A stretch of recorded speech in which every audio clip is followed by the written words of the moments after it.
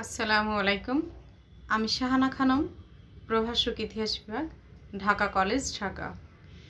সুপ্রিয় শিক্ষার্থীবৃন্দ, আজকের আমি সম্মান তৃতীয় বর্ষের অনলাইন ক্লাসে উপস্থিত হয়েছি। আমার বিষয়ের শিরোনাম আফ্রিকার ইতিহাস, এবং আফ্রিকার ইতিহাস বিষয়ে আজকে আমার আলোচনার বিষয়বস্তু স্বাধীন আফ্রিকার যে রাজনৈতিক অস্থিতিশীলতা, সেই রাজনৈতিক অস্থিতিশীলতা থেকে আফ্রিকার বেরিয়ে আসার বা উত্তরণের উপায়, অর্থাৎ সমস্যা সমাধানে আফ্রিকার করণীয় কি হতে পারে, সেটাই আমাদের আজকের আলোচনার বিষয়বস্তু। সুপ্রিয় শিক্ষার্থীবৃন্দ, আশা করি তোমরা সবাই ভালো আছো, সুস্থ আছো।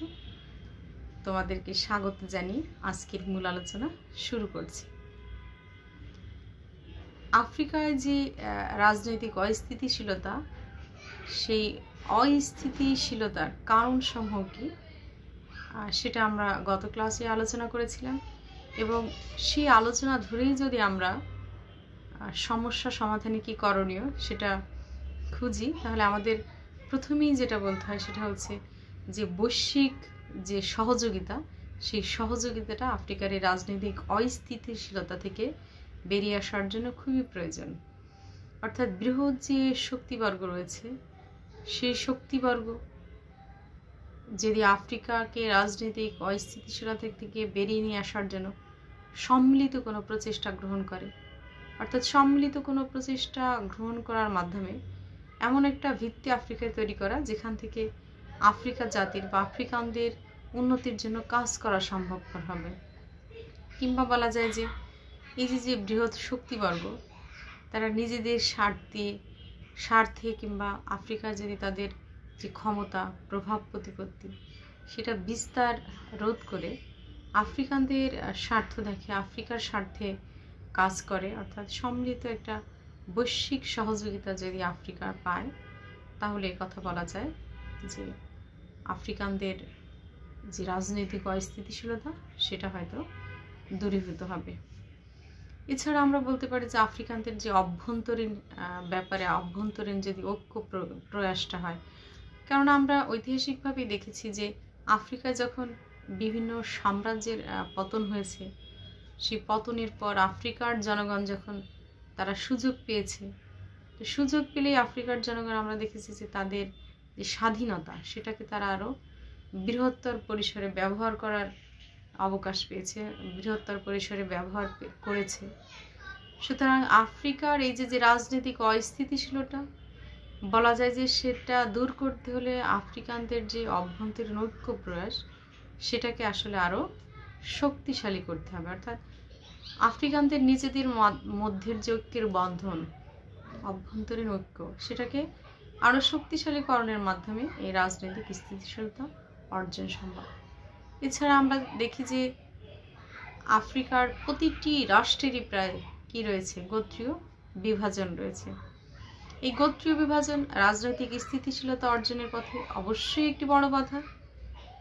সেক্ষেত্রে দেখা যাচ্ছে কোনো একটি গোত্রকে অধিক গুরুত্ব না দিয়ে, আবার অন্য গোত্রকে অবহেলা না করে, দেখা যায় যে সবগুলো গোত্রের মধ্যে একটা সামঞ্জস্য যদি বিধান করা সম্ভব হয়, অর্থাৎ গোত্রীয় বিভাজন যদি কমিয়ে আনা সম্ভব হয়, তাহলে রাজনৈতিক স্থিতিশীলতা অর্জনের পথে আফ্রিকা এগিয়ে যাবে। উদাহরণ হিসেবে বলা যায় যে মার্কিন যুক্তরাষ্ট্রের দিকে আমরা যদি দৃষ্টিপাত দিই, তাহলে আমরা কি দেখি? সেদিকে দৃষ্টিপাত করলে আমরা দেখি যে মার্কিন যুক্তরাষ্ট্রের প্রতিটি স্টেটে কিছু পৃথক আইন রয়েছে। সেই স্টেটের ঐতিহ্যকে মেনে নিয়ে, অতীত ঐতিহ্যকে সমুন্নত রেখে কিছু আলাদা আইন রয়েছে। একইভাবে যদি আফ্রিকার প্রত্যেকটি গোত্রের যেমন আলাদা আলাদা দেখা যাচ্ছে ভাষা, ধর্ম, এই ব্যাপারগুলো তাদের আলাদা রয়েছে, নিজস্ব কিছু আইন রয়েছে।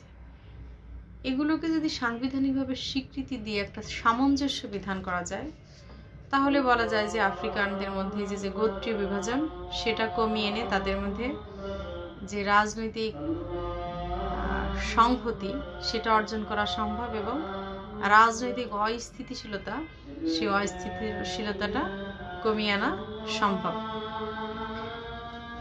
সুপ্রিয় শিক্ষার্থীবৃন্দ, এছাড়া আফ্রিকানদের যেটা রয়েছে সেটা হচ্ছে যে আফ্রিকান জাতীয়তাবাদী যে ঐতিহাসিক বেসিল ডেভিডসন, উনি মনে করেন যে আফ্রিকানদের এই যে রাজনৈতিক অস্থিতিশীলতা রয়েছে, সেটা থেকে আফ্রিকানদের বেরিয়ে নিয়ে আসার জন্য, আফ্রিকানদের বেরিয়ে আসার জন্য যে জিনিসটা সবচেয়ে তাদের জরুরি, সেটা হচ্ছে পূর্ব বা পশ্চিম কোনো ব্লকেই যদি তারা না যোগদান করে, অর্থাৎ পূর্ব পশ্চিম কোনো দিকেই তারা না ঝুঁকে তাদের উচিত হচ্ছে জোট নিরপেক্ষ নীতি অবলম্বন করা। এছাড়া এই যে বৃহৎ শক্তিবর্গ রয়েছে, সেই শক্তিবর্গ যদি আফ্রিকার অভ্যন্তরীণ যে দ্বন্দ্ব সংঘাত, সেই দ্বন্দ্ব সংঘাতের বিষয়ে বাইরের শক্তিগুলো যদি হস্তক্ষেপ না করে, অর্থাৎ অভ্যন্তরীণ ব্যাপারে আফ্রিকার অভ্যন্তরীণ ব্যাপারে আফ্রিকাকেই সমাধা করতে দেয়, বাইরের শক্তি হস্তক্ষেপ না করে, বাইরের শক্তির হস্তক্ষেপ মুক্ত যদি আফ্রিকা থাকে এবং তারা বৈশ্বিক মেরুকরণ থেকে যদি নিজেদের দূরে রাখে, তাহলে আফ্রিকার এই যে রাজনৈতিক অস্থিতিশীলতা রয়েছে সেটা থেকে আফ্রিকা বেরিয়ে এসে রাজনৈতিক স্থিতিশীলতার পথে অগ্রসর হতে পারবে। এছাড়া আফ্রিকার এই রাজনৈতিক অস্থিতিশীলতা থেকে বেরিয়ে আসার জন্য আফ্রিকার প্রয়োজন সৎ ও জনসম্পৃক্ত নেতৃত্বের বিকাশের দরকার। কিন্তু আমরা দেখি যে আফ্রিকার যে রাজনৈতিক যে চর্চা, রাজনৈতিক সংস্কৃতির যে চর্চাটা, সেখানে আফ্রিকায় এ ধরনের সৎ জনসম্পৃক্ত যে নেতৃত্ব তার বিকাশ দেখা যায় না। অথচ আফ্রিকার রাজনৈতিক স্থিতিশীলতা অর্জনের জন্য এই সৎ ও জনসম্পৃক্ত নেতৃত্বের যে বিকাশ, এটা অত্যন্ত জরুরি। কেননা কেবলমাত্র সৎ ও জনসম্পৃক্ত যে নেতৃত্ব, সেটাই পারে এই যে গোত্রপ্রীতি, স্বজনপ্রীতি, দুর্নীতিপরায়ণতা, অভিজাততন্ত্র এসব থেকে বেরিয়ে এসে জনকল্যাণমুখী যে রাজনীতি সেটা করে এবং এর মাধ্যমে রাজনৈতিক স্থিতিশীলতা অর্জন করতে পারে। সুতরাং আফ্রিকার এই রাজনৈতিক অস্থিতিশীলতা দূরীকরণ, পাশাপাশি রাজনৈতিক স্থিতিশীলতা অর্জনের জন্য প্রয়োজন জনসম্পৃক্ত ও সৎ নেতৃত্বের বিকাশ। এছাড়া রয়েছে সুষম অর্থনৈতিক উন্নয়ন। অর্থাৎ আফ্রিকার যদি রাজনৈতিক স্থিতিশীলতা অর্জন করতে হয়, অর্থাৎ রাজনৈতিক অস্থিতিশীলতা যদি দূর করতে হয়, তাহলে আফ্রিকার যে অর্থনীতি, সেই অর্থনৈতিক যে উন্নয়নটা, তার সুষম বন্টন অতীব জরুরি। কেননা শুধুমাত্র কিছু সংখ্যক লোক যাবতীয় সুযোগ সুবিধা, শিক্ষা, কর্মসংস্থানের সুযোগ সুবিধা সহ সমস্ত সুযোগ সুবিধা কিছু সংখ্যক লোকের হাতে থাকবে, অথচ একটা বৃহৎ জনসংখ্যা, জনগোষ্ঠী যদি এ সকল সুযোগ সুবিধা থেকে বঞ্চিত থাকে, অর্থাৎ সুষম অর্থনৈতিক উন্নয়ন যদি নিশ্চিত না হয়, বৈষম্যটা যদি ব্যাপক হয়, তাহলে সেখানে কিছুতেই রাজনৈতিক স্থিতিশীলতা অর্জিত হতে পারে না। এছাড়া আফ্রিকার জন্য যেটা অত্যন্ত জরুরি, সেটা হচ্ছে জনগণের ক্ষমতা প্রতিষ্ঠা। আমরা দেখেছি যে আফ্রিকায় সামরিক বা একদলীয় সরকার কিংবা এই যে পশ্চিমা বিশ্বের যে বহুদলীয় সরকার ব্যবস্থা, আফ্রিকায় যাই প্রতিষ্ঠিত হয়েছে কিনা, আমরা দেখেছি কোনোটাই স্থিতিশীলতা অর্জন করতে পারেনি। সুতরাং আমরা যদি আফ্রিকায় এই রাজনৈতিক স্থিতিশীলতা অর্জন করতে হয়, তাহলে এই যে গণতান্ত্রিক ব্যবস্থা, এই গণতান্ত্রিক সরকার, একে অধিকতর কার্যকর করে জনগণের শাসনকে প্রতিষ্ঠিত করে, এবং সেখানে যাতে জনগণ মনে করে যে তারা শাসিত হচ্ছে না, অর্থাৎ জনগণ শাসিত হওয়ার পরিবর্তে নিজেদের শাসন যেন নিজেরাই কায়েম করতে পারে, এটা নিশ্চিত করতে হবে। অর্থাৎ এমন একটি গণতান্ত্রিক পরিমণ্ডল প্রতিষ্ঠিত হওয়া যেখানে আফ্রিকার জনগণ শাসিত হবে না, বরং বলা যায় যে নিজেদের শাসন নিজেরাই পরিচালিত করতে, অর্থাৎ জনগণের ক্ষমতা প্রতিষ্ঠা। তো শাসন পরিচালনার ক্ষেত্রে যদি এই জনগণের ক্ষমতা প্রতিষ্ঠা করা সম্ভব হয়, জনগণকে সম্পৃক্ত করা সম্ভব হয়, তাহলে আফ্রিকার এই যে রাজনৈতিক অস্থিতিশীলতা রয়েছে সেটা অনেকাংশে কমে যাবে এবং এই রাজনৈতিক যে স্থিতিশীলতা, রাজনৈতিক স্থিতিশীলতার পথে আফ্রিকার যে দেশসমূহ সেগুলো অগ্রসর হবে একথা বলা যায়। এছাড়া রয়েছে নিজস্ব পদ্ধতির উদ্ভাবন। আমরা পূর্বেই যে কথা বললাম যে আফ্রিকায় দেখা যায় যে এই যে বহুদলীয় গণতান্ত্রিক ব্যবস্থা বা একদলীয় বা সামরিক যে কর্তৃত্ববাদী যে শাসন যাই বলিক না কেন, কোনোটাই আফ্রিকা পরিপূর্ণভাবে স্থিতিশীলতা অর্জন করেনি, পরিপূর্ণভাবে বিকাশ লাভ করতে পারেনি।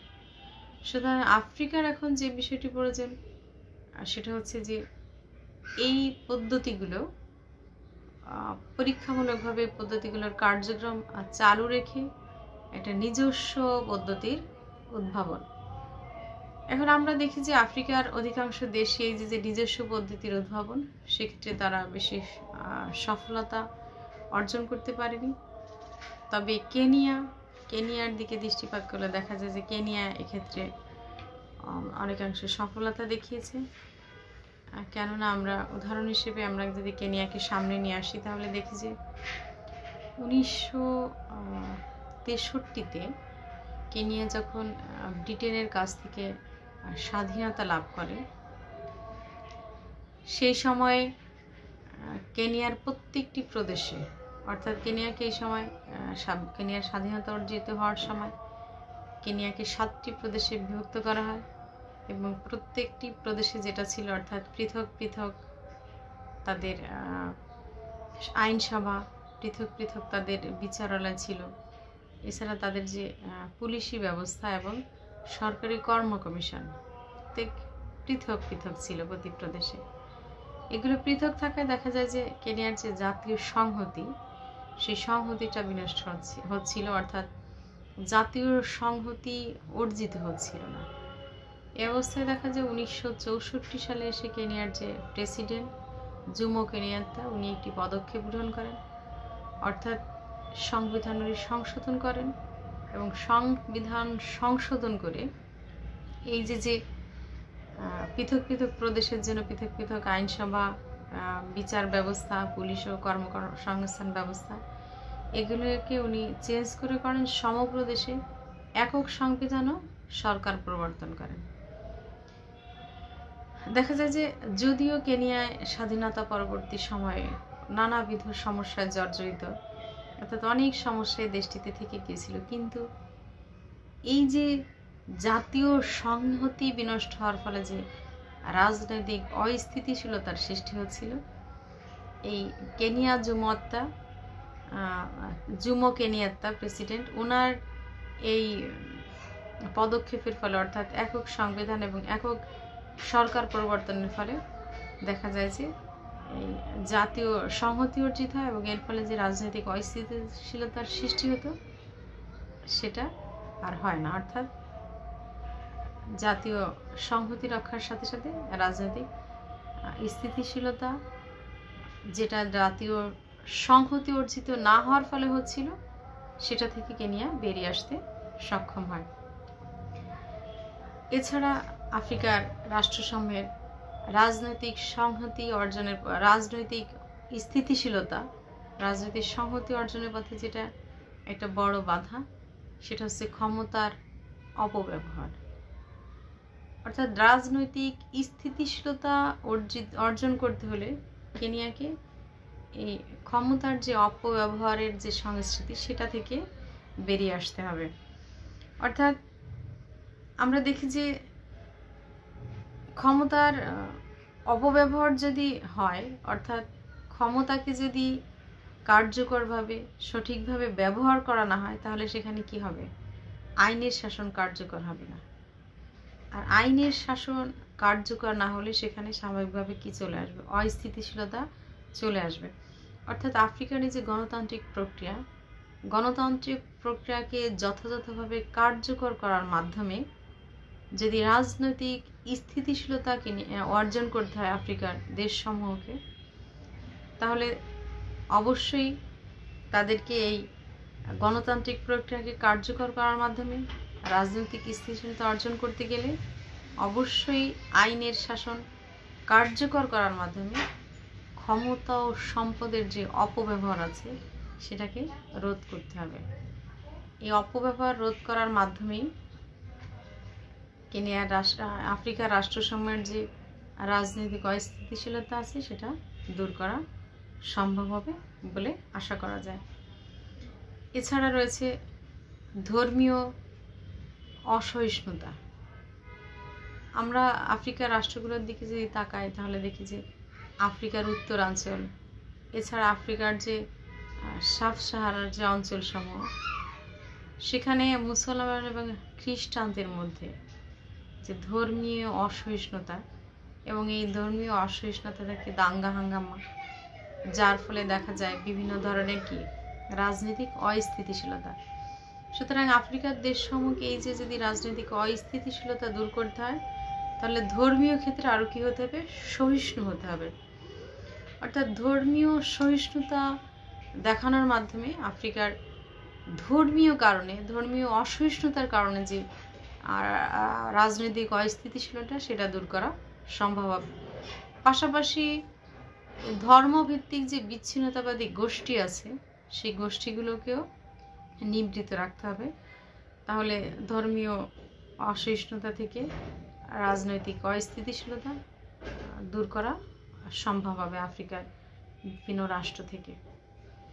এছাড়া আফ্রিকায় যে অস্ত্রের মানে বেসামরিক গোষ্ঠী বলি, বিচ্ছিন্নতাবাদী গোষ্ঠী, সন্ত্রাসবাদী গোষ্ঠী, তাদের হাতে অস্ত্রের সরবরাহ প্রচুর, অর্থাৎ এই অস্ত্রের যে বিস্তার সেটা রোধ করতে হবে। আমরা দেখি যে স্বাধীন আফ্রিকায় স্বাধীনতা পরবর্তী সময়ে এসে এরা বিভিন্ন রাষ্ট্রে যে গৃহযুদ্ধ হয়েছে বা রাজনৈতিক যে সংঘাত সংঘটিত হয়েছে, এর ফলে যেটা হয়েছে সেটা হচ্ছে যে এই বেসামরিক বিভিন্ন গোষ্ঠী বা বেসামরিক জনগণ, তাদের হাতে অস্ত্র চলে এসেছে, এবং পরবর্তীতে দেখা যায় যে এ সমস্ত অস্ত্র এই যে যে বেসামরিক লোক বা গোষ্ঠীর সাথে চলে এসেছে, সেখান থেকে বিভিন্ন সন্ত্রাসী বা বিচ্ছিন্নতাবাদী গোষ্ঠীর সাথেও এ সকল অস্ত্র চলে গিয়েছে।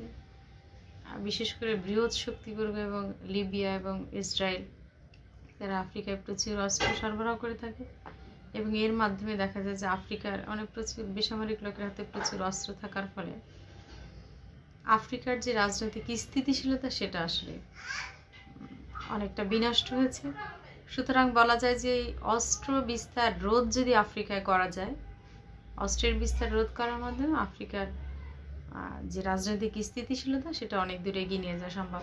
অর্থাৎ আমরা শুরুতেই যেটা বলেছিলাম যে বৈশ্বিক যে সহযোগিতা, এটা যদি বৃদ্ধি করা যায়, অর্থাৎ সম্মিলিত প্রচেষ্টা যদি থাকে, বৈশ্বিক সম্মিলিত প্রচেষ্টা, তাহলে আফ্রিকার রাজনৈতিক স্থিতিশীলতা অর্জন সম্ভব।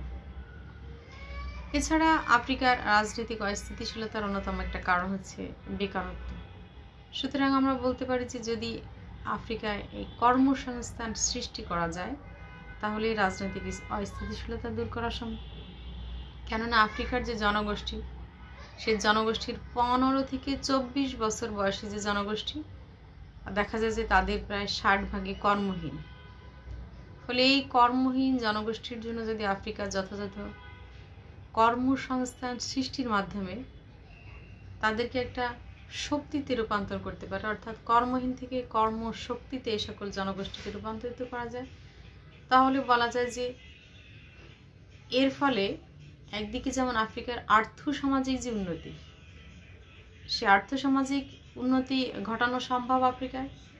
পাশাপাশি বেকার জনগোষ্ঠী কী করতে পারে? বিভিন্ন সন্ত্রাসী কর্মকাণ্ডতে যেতে পারে, বিভিন্ন বিচ্ছিন্নতাবাদী গোষ্ঠীর সাথে জড়িত হতে পারে, বিভিন্ন তারা অসামাজিক কার্যকলাপে লিপ্ত হতে পারে, অর্থাৎ সমাজকে অস্থিতিশীল করে রাখে কি যারা মানে কর্মহীন লোকজন বিভিন্নভাবে সমাজকে অস্থিতিশীল করে তুলতে পারে।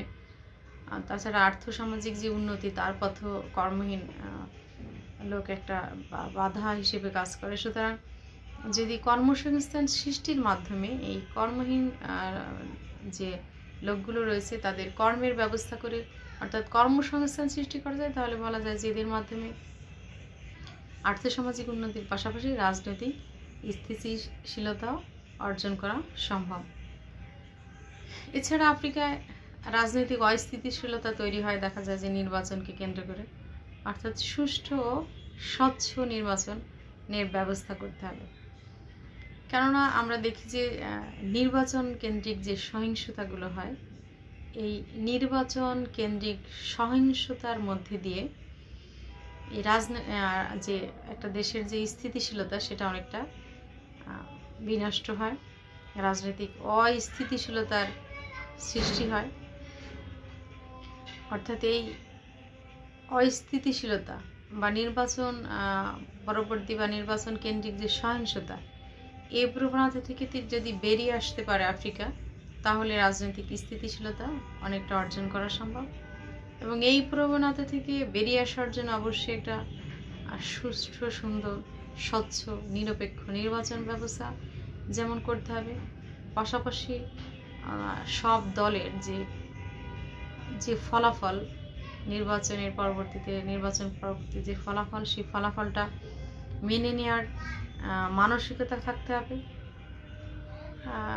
একদিকে যেমন বিভিন্ন রাজনৈতিক দলের নির্বাচন পরবর্তী ফলাফল মেনে নেওয়ার মানসিকতা থাকতে হবে, পাশাপাশি যদি যে ক্ষমতাসীন দল তাদেরকেও শান্তিপূর্ণ উপায়ে ক্ষমতা যে হস্তান্তরের ব্যবস্থাও করতে হবে। অর্থাৎ নির্বাচন কেন্দ্রিক সহিংসতা থেকে বেরিয়ে আসতে হলে সবাইকেই সহিষ্ণু হতে হবে।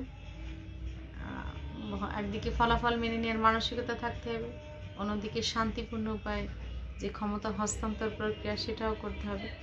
তো এই প্রক্রিয়াটা যদি আফ্রিকা করতে পারে, অর্থাৎ নির্বাচন কেন্দ্রিক যে সহিষ্ণুতা সেটা যদি কমিয়ে নিয়ে আসতে পারে, তাহলে নির্বাচন ভিত্তিক যে রাজনৈতিক অস্থিতিশীলতা তৈরি হয় সেগুলো থেকে আফ্রিকা বেরিয়ে আসতে পারবে এবং রাজনৈতিক যে স্থিতিশীলতা, আফ্রিকার দেশসমূহে যে অস্থিতিশীলতা সেটা থেকে বেরিয়ে স্থিতিশীলতার পথে অনেকটা অগ্রসর হবে বা স্থিতিশীলতা অর্জিত হবে, কথা বলা যায়। আমরা দেখলাম যে আফ্রিকার রাজনৈতিক অস্থিতিশীলতার পথে অনেক কারণ রয়েছে এবং সেগুলো থেকে উত্তরণ ঘটতে হলে আফ্রিকাকে একদিকে যেমন বৈশ্বিক সহযোগিতা দিতে হবে, তেমনইভাবে আফ্রিকার যে অভ্যন্তরীণ ঐক্য তাকে শক্তিশালী করতে হবে। পাশাপাশি দেখা যায় যে আফ্রিকার যে অস্ত্র বিস্তার রয়েছে সেটা রোধ করতে হবে, ধর্মীয় সহিষ্ণুতা বৃদ্ধি করতে হবে, স্বচ্ছ, সুষ্ঠু, নিরপেক্ষ নির্বাচনের ব্যবস্থা করতে হবে, কর্মসংস্থানের ব্যবস্থা করতে হবে, ক্ষমতার যে অপব্যবহার সেটা রোধ করতে হবে। এছাড়া নিজস্ব বিভিন্ন পদ্ধতির উদ্ভাবন, যেটা কিনা আফ্রিকান সমাজ ব্যবস্থার সাথে খাপ খায়, সেটা আফ্রিকাকে চালু করতে হবে। ক্ষমতার সাথে জনগণকে সম্পৃক্ত করতে হবে, সৎ এবং জনসম্পৃক্ত নেতৃত্বের বিকাশ ঘটাতে হবে, জনগণের ক্ষমতায়ন করতে হবে। পাশাপাশি যে বৈশ্বিক মেরুকরণ থেকে তাকে দূরে থাকতে হবে এবং আফ্রিকার যেটা জাতীয় সংহতি অর্জনের পথে অন্যতম বাধা, সেটা হচ্ছে গোত্রতন্ত্র। সেই গোত্র বিভাজন কমিয়ে নিয়ে এসে আফ্রিকার নিজেদের স্বার্থে তাদেরকে ঐক্যবদ্ধ হতে হবে, তাহলেই হয়তো বা আর্থসামাজিক দিক দিয়ে আফ্রিকা বিভিন্ন রাষ্ট্রে এগিয়ে যাবে এবং তাদের যে অস্থিতিশীলতা আছে রাজনৈতিক, সেটা দূরীভূত হবে।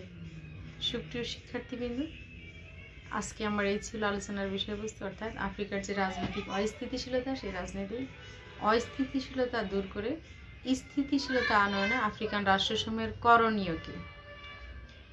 তো আশা করি তোমরা বুঝতে পেরেছ। তারপরে যদি আজকের ক্লাস নিয়ে আশা করি তোমরা সবাই বুঝতে পেরেছ। তারপরও আজকের ক্লাস নিয়ে যদি তোমাদের কোনো ধরনের কোনো জিজ্ঞাসা থাকে, তাহলে তোমরা আমাকে কমেন্ট করতে পারো এবং আজকের আলোচনার সাথে যদি সঙ্গতিপূর্ণ হয়, তাহলে নিশ্চয়ই আমি তোমাদের তার উত্তর দেওয়ার চেষ্টা করব।